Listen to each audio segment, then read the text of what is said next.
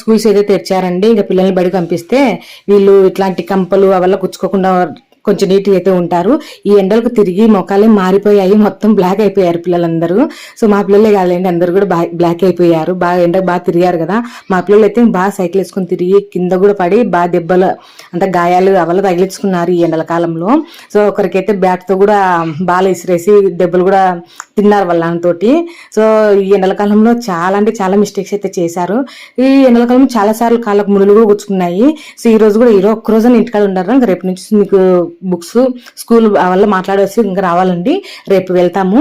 రేపు బుక్స్ అలాగే school fee కొంచెం కట్టేసి వస్తాము అనేసి అయితే చెప్పాము. మీరు ఒకరోజు ఇంటికాడ ఉండరు, కొంచెం అన్ని స్కూల్ యూనిఫామ్లు అలా తీసి పక్కన పెట్టుకోండి, అరేంజ్ చేసి కొంచెం నీట్గా పెట్టా అని చెప్పాను.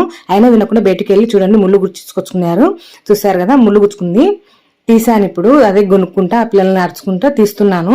సో మొత్తం ఇట్లా కాళ్ళు ఈ ఎండలకాలంలో చాలా సార్లు ముళ్ళు గుచ్చుకున్నాడు. నేనైతే నిన్నాళ్ళు ఏమనలేదు, కనీసం ఇది ఒక్కరోజు ఉండరా ఇంటి దగ్గర అంటే కూడా ఉండకుండా వెళ్ళిపోయాడు.